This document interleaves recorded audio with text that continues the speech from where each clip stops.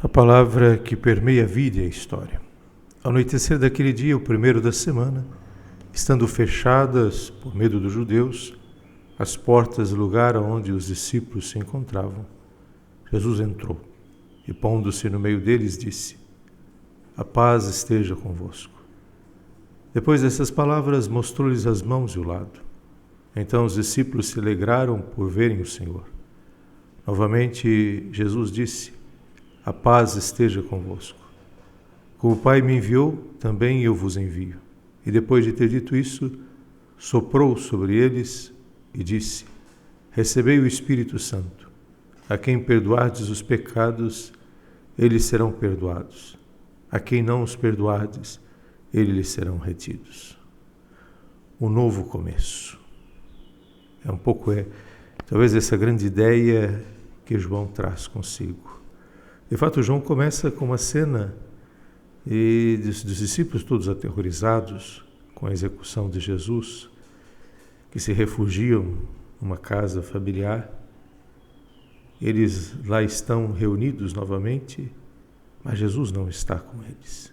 Diferente de tantas cenas que viveram ao longo do percurso, há um vazio naquela comunidade que ninguém pode preencher. Eles sentem falta de Jesus. Eles não podem ouvir suas palavras cheias de fogo. Eles não podem vê-lo abençoando eternamente os infelizes. Quem eles são? E a quem eles irão seguir? Que são 100. E como continuar o caminho sem aquele que estava à frente? Está escurecendo em Jerusalém. É outro ponto bonito da cena. E é também uma escuridão no coração. Ninguém pode consolá-los das suas tristezas. Aos poucos o medo está tomando conta de todos. Mas eles não têm Jesus para fortalecer seus espíritos.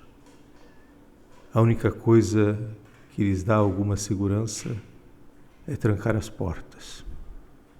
Ninguém pensa mais em sair pelas estradas para anunciar o reino de Deus, curar a vida machucada e ferida.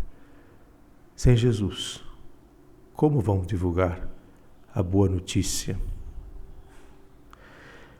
O evangelista João vai descrevendo de forma imbatível a transformação que ocorre nos discípulos quando Jesus, cheio de vida, se faz presente no meio deles. O ressuscitado está novamente no centro de sua comunidade. É assim que deve ser para sempre. Com ele tudo é possível. Liberta-nos do medo. Abre as portas e começa a evangelizar, ou seja, a ecoar vida e esperança. Segundo a história, a primeira coisa que Jesus infunde em sua comunidade é a sua paz. Ele não começa com reprovação por tê-lo abandonado, ou nenhuma reclamação ou censura por aquilo que aconteceu naqueles dias. Só paz e alegria. Os discípulos sentem um sopro criativo. Tudo recomeça, tudo se impulsiona pela ação e força do Espírito. Continuarão a colaborar ao longo dos séculos no mesmo projeto salvífico que o Pai confiou a Jesus. Essa é a missão nossa.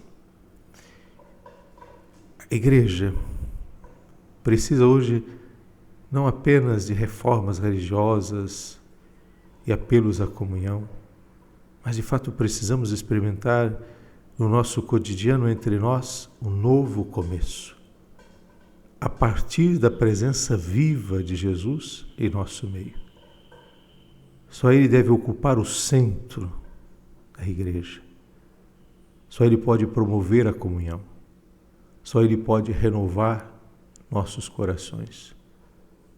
Nossos esforços, tentativas são insuficientes.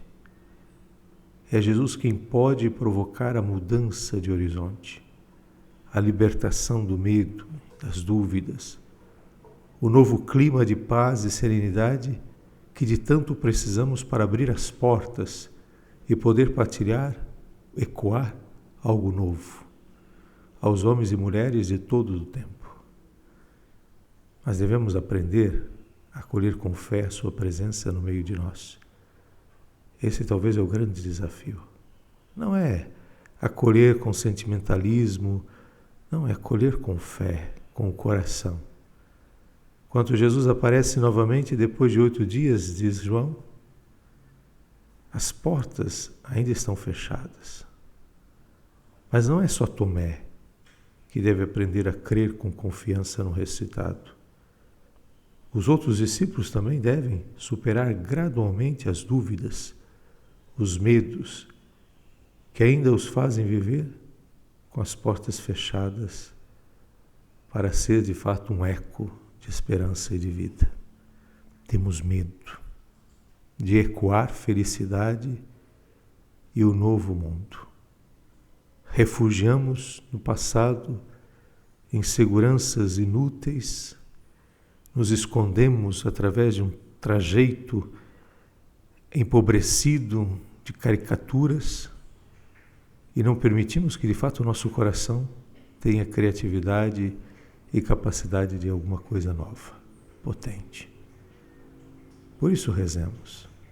Talvez todo esse pensamento do teólogo Antônio Pagola vá revelando dentro de nós que o desafio de hoje não é pensarmos em estrutura, elaborarmos coisas criativas, é acentuar um centro e acreditar de fato que há um ressuscitado, vivo, e que é Ele que ocupa o centro de toda essa história. Ave Maria, cheia de graça, o Senhor é convosco, bendita sois vós entre as mulheres, e bendito é o fruto do vosso ventre, Jesus. Santa Maria, Mãe de Deus, rogai por nós, pecadores, agora e na hora de nossa morte. Amém. Rogai por nós, Santa Mãe de Deus, para que sejamos dignos das promessas de Cristo.